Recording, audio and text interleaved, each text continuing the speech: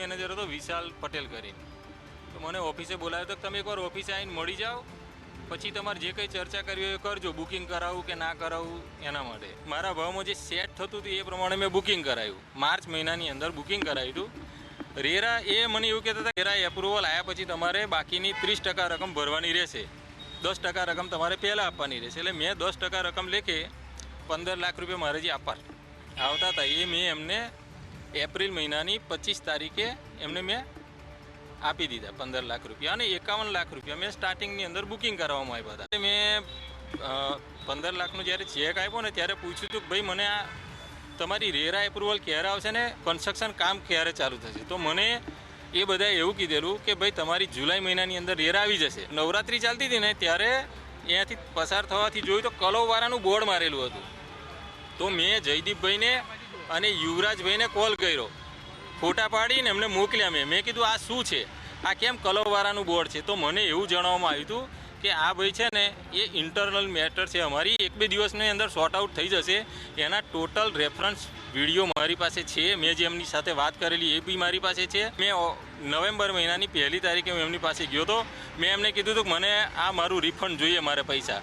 તો એમણે મને એવું કીધેલું કે ભાઈ તમારે 1-2 દિવસની અંદર પૈસા આવી જશે. અમે આ ઉપર લગીને મેટર ચાલુ છે.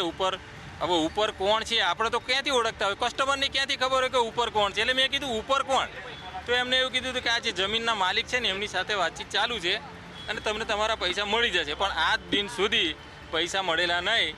એટલે અમે લોકોએ પોલીસ ફરિયાદ કરી છે. મકાન એક એવી વસ્તુ છે કે જે જિંદગીમાં માણસ એક જ વાર લઈ શકે છે, ચાહે નાનું હોય કે મોટું હોય. એટલે હું એમ કહું છું ટીવીના માધ્યમથી કે ભાઈ આ દરેકને એમના પૈસા, એમની મૂડી ખાલી પરત મળી જશે ને તો એમના જીવને શાંતિ થશે. આ એ રીતે કહું છું, કોકનો જીવ જાય ને એ પહેલાં મેટર પતી જાય એ મારી અપેક્ષા છે. બંને સ્કીમમાં 2 ફરિયાદ દાખલ કરવામાં આવી છે. ઓર એ 2 ફરિયાદમાં 2 નામજોગ આરોપી છે, જેમાં પહેલો આરોપી જયદીપ કેતનભાઈ કોટેક અને બીજો આરોપી હિરેન અમૃતલાલ કારિયા છે. એમાંથી જે પહેલો આરોપી છે જયદીપ કેતન કોટેક એ અત્યારે અટક કરી લીધો છે. ઓર એની 14 ડેઝની 14 દિવસની એની રિમાન્ડ પોલીસ રિમાન્ડમાં છે. અને બીજો જે આરોપી હિરેન કારિયા જે છે એ હિરેન કારિયાની શોધખોળમાં અમારી જુદી જુદી ટીમો લાગેલી છે. ઓર આ જે ગુનો દાખલ કરવામાં આવેલો છે એમાં ખરેખર જે લગભગ 183 એપ્લિકેશન આજ સુધી અમારી પાસે મળેલી છે. ઓર એમાં લગભગ 35 કરોડથી વધારે લોકોથી પ્રી બુકિંગના આધારે પૈસા લીધેલા છે, જેમાં કેશ પણ છે અને એને અકાઉન્ટ ટ્રાન્ઝેક્શન્સ પણ છે. કોઈ પણ પ્રકારની એને ના 7/12માં એમનો કોઈ નામ હતો, જમીન એમને નામ ના હતી અને ના કોઈ સાટાકત યા વાનાકત થયેલો હતો ઓર ના ही રેરાની પરમિશન હતી. તેમ છતાં પણ જો આ સ્કીમ પ્લોટ કરવામાં આવી હતી એને પ્રી બુકિંગ પણ કરવામાં આવ્યો હતો. એને 35થી વધારે કરોડ રૂપિયાનો એમાં